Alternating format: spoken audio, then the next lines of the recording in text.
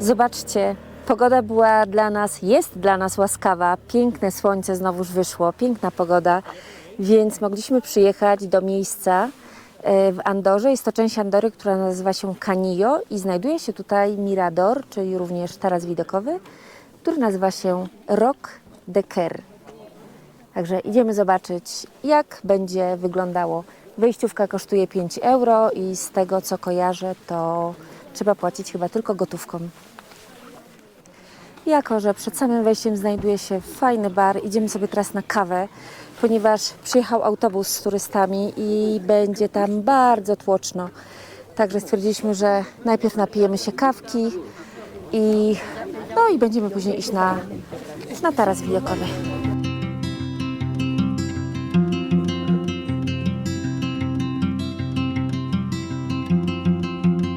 I got more than just words.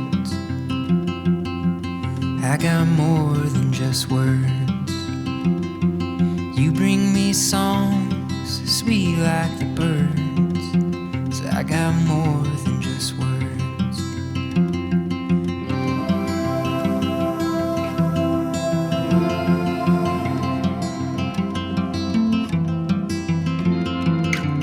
I got peace in my mind. I got peace in my mind. Konstrukcja tarasu została zamontowana nad urwiskiem, nad którym możemy przejść po około 12-metrowej platformie i ma też ona częściowo przeszkloną podłogę, co powinno dać dodatkowo uczucie unoszenia się nad przepaścią. Jednakże to szkło jest trochę matowe, jakby porysowane, co nieco ujmuje temu widokowi.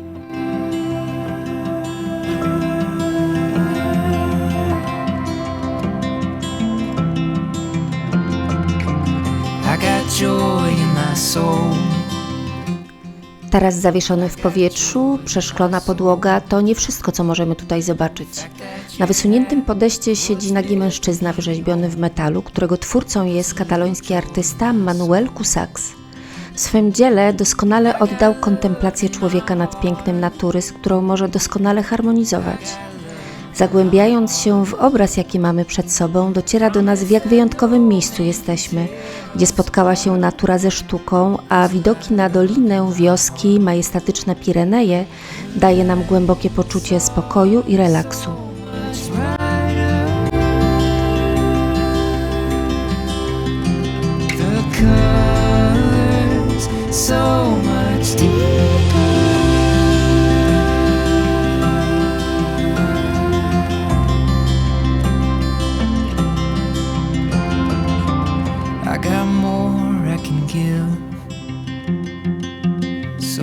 More I can give, 'cause you pour and pour into me over again. Well, I got more I can give. The lights are so much brighter. Po drodze na Mirador Roc de Quer możemy zobaczyć również fantastyczną atrakcję, jaką jest Puente Tibetano, czyli most tybetański. Jest to jeden z najdłuższych mostów znajdujących się w Europie.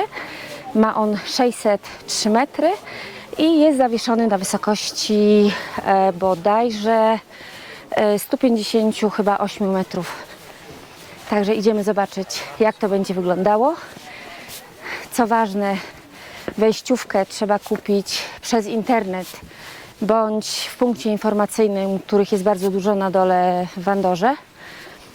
I najlepiej zrobić to na kilka dni przed wejściem na tą atrakcję, na ten most, ponieważ bilety bardzo szybko się wyprzedają, także może być problem z dostępnością miejsc.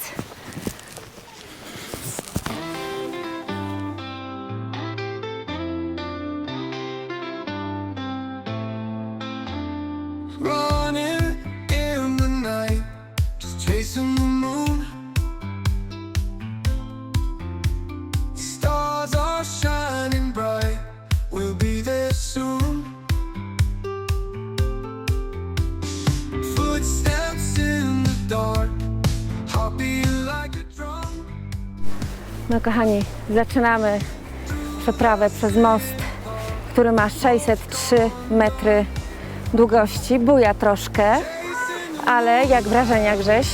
No, pół kilometra ciekawej wycieczki, bujającej. Tak, nogi się uginają, ale fajne doświadczenie. No. Nawet jak się nie boisz, to i tak się nogi uginają. Tak. No, nogi mięciutkie. A teraz czas na kilka ciekawostek o moście. Budowa mostu trwała 2 lata i jego inauguracja nastąpiła w 2022 roku. Podobno jednocześnie może przebywać na moście około 600 osób. Szerokość kładki, którą możemy się poruszać, ma 1 metr, co pozwala na swobodne przemieszczanie się w obu kierunkach. Zazwyczaj most jest otwarty od czerwca do końca listopada. W przypadku silnego wiatru, deszczu bądź burz, most ze względów bezpieczeństwa jest zamykany. Dlatego zawsze dobrze jest sprawdzić godziny otwarcia na stronie internetowej.